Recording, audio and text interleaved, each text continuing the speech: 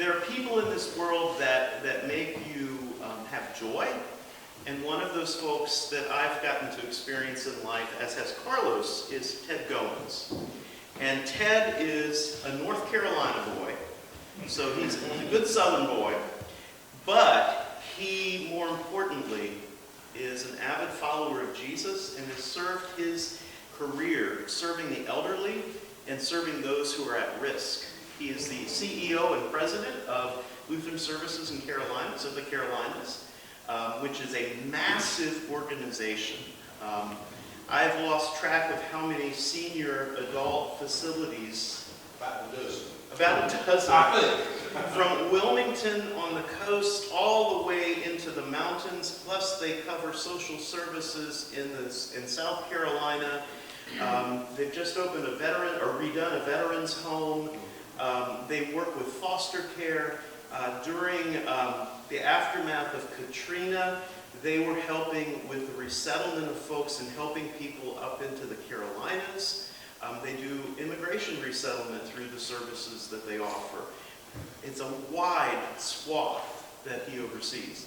He also has served as the president of Lutheran Services in America, which is the largest social service collection in the nation.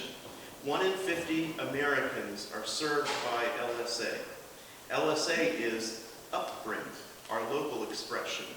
It is Lutheran Services Carolinas. It is across the nation. So he served as the president of that board, and he's the CEO of his own organization that he works, and he's an active board member of Lutheran Immigration and Refugee Services. And so he's here to help us start that conversation, to start looking at these issues, which are tough issues, and have only been accentuated in the last month with all that we've seen in the news. So Ted, welcome. Thank you very much. But it is good to be with you. It's good to be in Texas. My daughter and her husband and grandchildren lived in San Antonio for the last 12 years. They just moved. We were complaining that they lived too far away, so they moved to England to show us. So we were coming down here pretty regular to see those grandbabies, and hope to see them next week in England if the good Lord and COVID allow it. We'll just have to see how that works. I do think it's good to make a connection with folks, and Pastor, I appreciate the too nice introduction. But just to tell you a little bit more about myself, my dad is a Lutheran pastor, retired, lives in one of our retirement centers. My mother is in the same facility. She has dementia and is in our memory care, one of our memory care units. So I tell everybody I'm like the hair club for men. I'm not just an employee, I'm a customer, because I see our work every day in so many good and powerful ways. And I'm a big fan of Upbring. You know, our organization's only 60 years old. Upbring, I think, is 95. So you all got a head start, showed us how to do it in the Carolinas. But Dad's a Lutheran minister. My uncle is a Lutheran minister. His brother. My mother should have been a Lutheran minister. We called her the Reverend Mother growing up. That was her name, and they obviously wanted another preacher in the family. I did not have that call, but right out of college, matter of fact, while I was in college, I found my call working as a nursing assistant in a nursing home, and then just falling in love with health and human services, and that's really all I've ever done. I've worked for Lutheran Services now for 33 years. 3 years before, right out of college, and then left and came back for the last 30 years.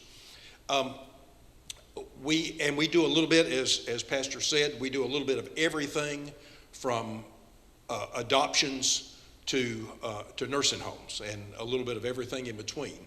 But the thing that I'm here to talk to you about today, and one of the things that, well, I'm passionate about everything we do, but in my heart is Refugee and Immigrant Services. And I think that's because my mother was on the first board of Lutheran Family Services in the Carolinas when it was started in 1979. And it's very similar to where we are today. Lutheran Services Carolinas started bringing in refugees after the Vietnam War. And we had the same problems then that we have today with people saying, why are you bringing those communists, those people that don't look like us over here to this country? Well, that's not who they were. They were our allies in large part, our allies that worked with our troops, the Hmong and Montagnard tribesmen. Some of you may know of a lot of that history.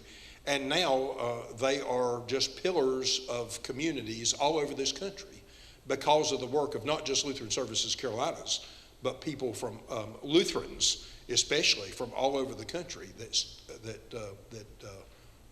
came together to help with this. So I know my job today is really to kick this off and to start talking about, and I think it's good to frame and understand the issues. And then I think you're going to do some biblical work in the weeks ahead.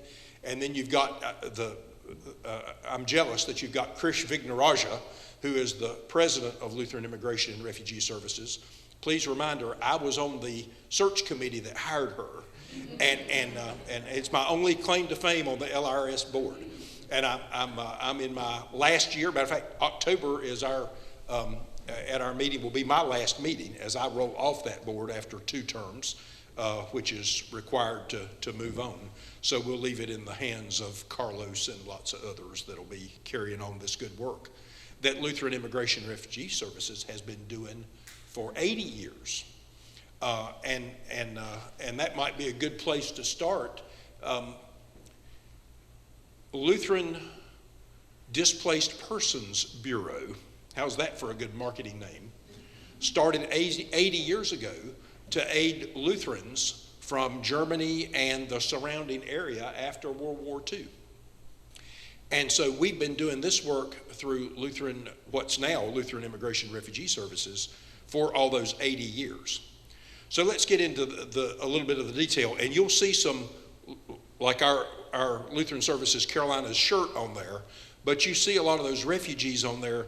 They look the same no matter what state you're in or where you see them around the country. So we're going to just pop through a few slides and talk about, just to frame this and get some definitions around, because people don't understand even the definitions. Sometimes it devolves quickly into a political argument or a political discussion when we really need to get down to the root definitions to start. So what is a refugee? And I just put the definition up here, and you're going to have access to this, but is a person who has fled his or her own country of origin and is unable and unwilling to return because of a well-founded fear of being persecuted because of race, religion, nationality, political beliefs. So these are people that have actually fled their country. Now, to come to the United States, and I think we get caught up in what we saw a few years ago of people crossing the Mediterranean, Syrians crossing the Mediterraneans in boats, and they've got their life jackets on, and the boats are overcrowded, and they just show up on the shores of Europe and kind of move into the system. It's very difficult for that to happen in the United States because we're so isolated for the most part compared to most of the rest of the world. So refugees that come to the United States are actually invited here by the United States government and often wait in refugee camps across the world for years. I met one young lady that had lived in a refugee camp for 18 years before she was allowed to, got permission. So it's almost like the luck of lightning striking you to get to come to the United States as a refugee. And we've only, last year, we only admitted about 10,000 refugees into the whole country. And you think as big as this country is, 10,000 is a drop in the bucket. There are 26 million refugees, and I'm getting ahead of myself, but we're here to chat.